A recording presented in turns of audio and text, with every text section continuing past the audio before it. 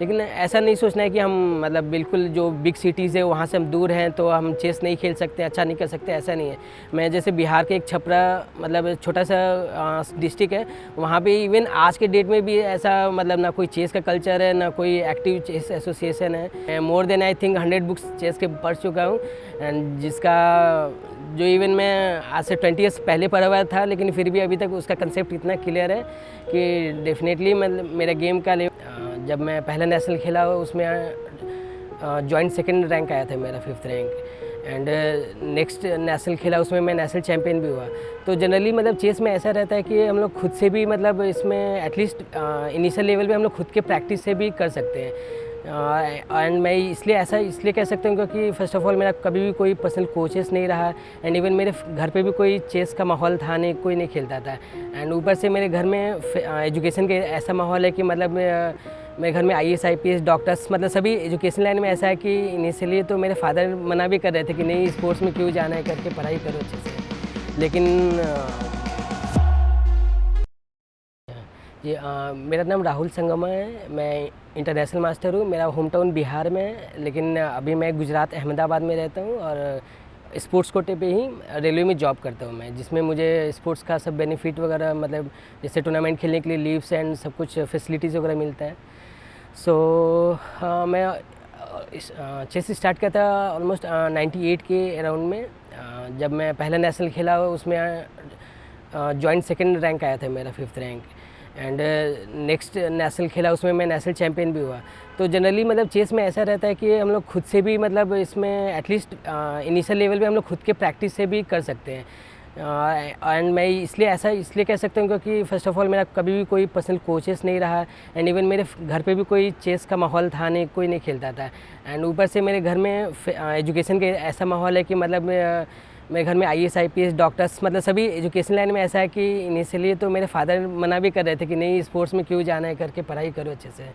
लेकिन bye God grace कह सकते हैं कि मतलब जो मेरा जो इनिशियल ये परफॉर्मेंस से इतना अच्छा रहा कि पहला नेशनल में सेकंड रैंक, फिर सेकंड में चैम्पियन, तो उसके वजह से उन्होंने सबने सपोर्ट किया और फिर मैं प्रैक्टिस मतलब साथ में मम्मी के साथ खेल के लिए फिर प्रैक्टिस वगैरह किया, एंड मतलब धीरे धीरे इस मुकाम पे आया कि मतलब IMB बना, एंड बाद में तो 7 times national champion, and open tournaments तो काफ़ी सारे मैं चैम्पियन रहा करके। स्टार्टिंग में तो मुझे आइडिया नहीं था कि इसका चेस का प्रैक्टिस वगैरह भी करते हैं, तो जस्ट मैं मतलब वही मम्मी के साथ ऐसा खेलता था, जस्ट फ्रेंडली गेम वगैरह ऐसा करके। मैं उस समय 8 ईयर्स का था, एंड वही मम्मी के साथ कुछ खेल के जब 9 ईयर्स की एज में जब नेशनल चैम्पियन बना, तो उसके बाद मेरा वर्ल्ड यूथ के लिए सिलेक्शन हुआ। तो वहाँ पर भी मैं स्पेन में हुआ था उस टाइम में वर्ल्ड चैम्पियनशिप, जहाँ पे मैं ऑलमोस्ट चैम्पियन होने के मतलब कगार पे था, ऑलमोस्ट हो भी जाता, लेकिन कुछ वहाँ पे भी इश्यूज़ हुआ। एट द एंड मैं 6th प्लेयर हुआ और मुझे फेयर प्ले अवार्ड भी मिला उसमें। तो उसमें क्या था, मैं प्रैक्टिस ऐसे फिर करने लगा कि जब मैं नेशनल चैम्पियन बना तो मुझे मालूम हुआ कि इसका हम घर पे भी प्रैक्टिस करके opening, middle game, end game का ऐसे प्रैक्टिस कर सकते हैं। तो स्टार्टिंग में मैंने बुक्स वगैरह काफ़ी लिए, क्योंकि उस समय कोचेस का इतना ज़्यादा माहौल नहीं था, मतलब अभाव था to be state. And obviously मैं बिहार में रहता था उस समय, तो बिहार में भी उस टाइम इतने ज़्यादा कोचेस अवेलेबल नहीं थे। तो मैं जो भी बुक्स रहते थे उनको स्टडी करके जो भी मेरे ओपनिंग्स हैं, एंड गेम्स हैं, उस पर बहुत वर्कआउट करता था। तो एटलीस्ट अगर कोच अगर अवेलेबल नहीं है तो हम खुद से भी लेवल से, इवन आज की डेट में तो सॉफ्टवेयर्स एंड इंटरनेट का इतना ज़्यादा हेल्पफुल हो गया है कि हम घर पे भी रह के, घर के सिर्फ कोने में भी रह करके, कोई प्लेयर नहीं है तो भी हम ऑनलाइन गेम्स खेल सकते हैं, या कोई भी जो थीम्स है उस पर वर्कआउट कर सकते हैं, ओपनिंग सीख सकते हैं। ये सब का एक अच्छा मतलब बहुत आज के डेट में बहुत अच्छा एक फैसिलिटी अवेलेबल है सबके लिए। तो डेफिनेटली मतलब एटलीस्ट कुछ लेवल पे आने के लिए तो खुद की मेहनत से भी आया जा सकता है, एंड अगर कोचेस अवेलेबल हो पा रहे हैं तो डेफिनेटली IIM GMs बनने के लिए बहुत इजी हो सकता है। And just because of so much material and coaches are available, आज की डेट में कम एज में ही GM IIM सब कुछ बहुत जल्दी एज में बन पा रहे हैं, एंड इंटरनेशनल मेडल्स मिल रहा है। तो डेफिनेटली आई वुड सजेस्ट कि मतलब चेस तो really means gives you individual identity, and definitely means one can choose. Talented player होने के बाद भी वो या तो इस लाइन में बहुत ज़्यादा आगे नहीं जाते हैं या फिर उनको अचीवमेंट नहीं हो पाता। इसका आई थिंक मेन रीज़न है lack of direction we can say, कि उनको आगे क्या करना है, वो हार्डवर्क तो करना चाहते हैं, उनका स्टार्टिंग में पैशन मोटिवेशन सब कुछ रहता है, लेकिन इतना ज़्यादा मटेरियल है कि क्या वर्कआउट करें, फिर कौन सा टूर्नामेंट खेलें, ये सब का रहता है थोड़ा प्रॉब्लम। तो मेरे ख्याल से वो पहले सबसे पहले तो खुद के गेम से पहले एनालिसिस करना चाहिए। जैसे अगर कोई किसी कोच के पास जाता है तो कोच का काम क्या होता है कि वो किसी इंडिविजुअल प्लेयर का वो वीकनेस स्ट्रेंथ क्या है उसको आइडेंटिफाई करके वो बताता है कि तुमको ये ठीक नहीं, इसको करेक्ट करना है, या फिर इस प्लेयर से सीखना है, या ये सब कुछ करके। तो एटलीस्ट अगर कोई खुद से अगर वर्क करना चाह रहा है, मतलब पहला प्रायोरिटी तो डेफिनेटली होना चाहिए किसी कोच से करे तो अच्छा रहेगा। And coach for some reason अगर अवेलेबल नहीं है तो उसको खुद से करना चाहिए कि जो भी उसके पहले जो स्ट्रेंथ्स हैं, जो वीकनेसेस है, उस पर वर्कआउट करना चाहिए। उसको पता होना चाहिए कि मेरा ये एरिया है, मेरा बहुत अच्छा है, ये ओपनिंग मेरा बहुत अच्छा है, ये वीकनेस है मेरा, मुझे इस पर वर्कआउट करना है। तो उसको पहले अगर वर्कआउट करेगा तो डेफिनेटली उसका गेम इम्प्रूव होगा। एंड गिव अप तो डेफिनेटली नहीं करना चाहिए, क्योंकि ठीक है थोड़ा टाइम तो लगता है डेफिनेटली। मतलब जो इट इज़ बहुत अच्छा एक कोट है कि Rome was not built in a one day.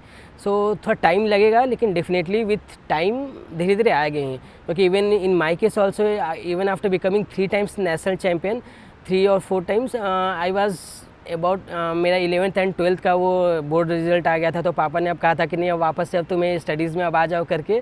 तो लेकिन ठीक है फिर, क्योंकि उस समय कुछ कैरियर पता भी नहीं था कि अगर मैं नेशनल चैम्पियन बन भी रहा हूँ, लेकिन जॉब का क्या, फ्यूचर का क्या होगा, जैसा पेरेंट्स को वो रहता है कि क्योंकि स्पोर्ट्स फील्ड से कोई थे नहीं, तो उनको लगा कि आइडिया नहीं था। लेकिन ठीक है, मैंने 12th के टाइम में ऑलमोस्ट मतलब 8 months तो मैंने चेस खेला नहीं, तो बोर्ड एग्ज़ाम से अच्छे से फर्स्ट डिवीज़न से पास किया करके। लेकिन ओबियसली अंदर से मुझे एक जुनून था कि नहीं मुझे खेलना है, कुछ बनना है करके। तो वापस से मैंने ट्राई किया, 1-2 टाइटल और जीता। तो उसके बाद लेकिन जब मैं IAM बना तो फिर दे केम टू नो कि इवन गवर्नमेंट जॉब्स वगैरह तो एटलीस्ट सिक्योर्ड है ही। एंड सिर्फ job is not the final fruit we can say, कि एक तो रहता है कि एक पैशन है कि जो हम खेल सकते हैं। तो इसमें धीरे धीरे और भी रिजल्ट आया, इसमें फिर बहुत सारे अपॉर्चुनिटीज़ वगैरह हैं। तो अगर हम गिव अप कर देंगे तो जो हमें पता नहीं है, वो हमारे डिक्शनरी में नहीं है, तो definitely we will not know कि इसमें क्या क्या पॉसिबिलिटीज़ है। तो जो ऑलरेडी उस लेवल पे पहुंच चुके हैं, तो आपको उनसे डिस्कस करना चाहिए। जो जहाँ पे आप लैग कर रहे हैं आपको उनसे पूछना चाहिए कि मेरा ये कन्फ्यूजन है, ये प्रॉब्लम है, मुझे क्या करना चाहिए। तो definitely they are many good players, obviously they will guide you कि क्या करें क्या नहीं करें। लेकिन गिव अप तो हमेशा लास्ट ऑप्शन होना चाहिए, क्योंकि give up means the end हो गया वहाँ पे। तो उसके बाद तो आप वापस पिकअप करेंगे तो 0 से स्टार्ट करेंगे। तो डेफिनेटली गिव अप करने के पहले आपको एक अच्छे से सोचना चाहिए। And if you are playing chess then you have something in you, आपके ब्लड में कुछ है, तो डेफिनेटली इसको ट्राई तो करना ही चाहिए पहला।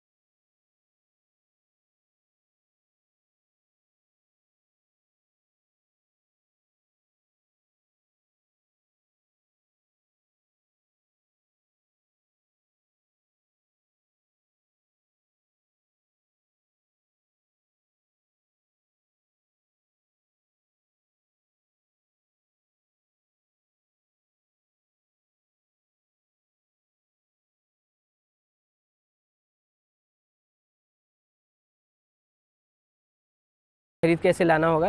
लेकिन ऐसा नहीं सोचना है कि हम मतलब बिल्कुल जो बिग सिटीज़ है वहाँ से हम दूर हैं तो हम चेस नहीं खेल सकते, अच्छा नहीं कर सकते, ऐसा नहीं है।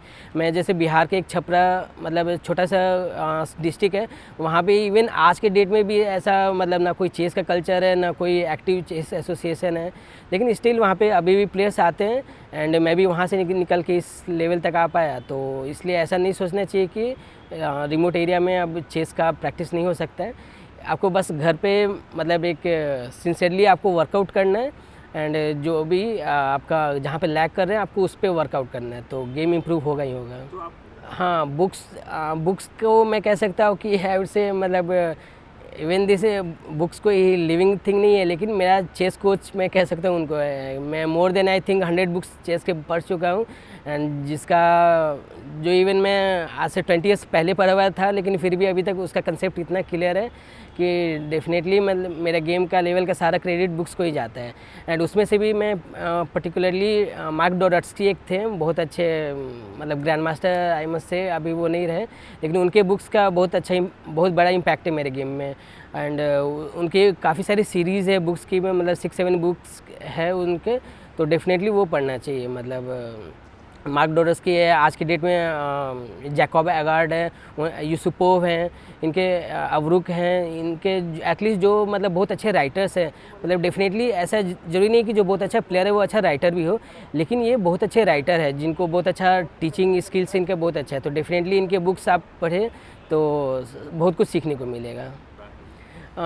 ओबियसली मैं नेक्स्ट टारगेट तो मेरा ग्रैंड मास्टर बनने का है एंड बिसाइड्स दिस अभी मैं चेस डेवलपमेंट पे भी मतलब वर्क कर रहा हूँ कि मैं चाहता हूँ कि एटलीस्ट जो मैंने इतने सालों में सीखा है और जो मुझे कोच मिला रहता है जो मैं और ज़्यादा अच्छा कर सकता था, तो यही सेम लैकिंग या जो अभी अपकमिंग प्लेयर्स हैं उनको ये ना हो, तो उनको जो डायरेक्शन टाइमली मिलना चाहिए वो मतलब मेरे साइड से रहता है कि मैं उनको हेल्प कर सकूँ।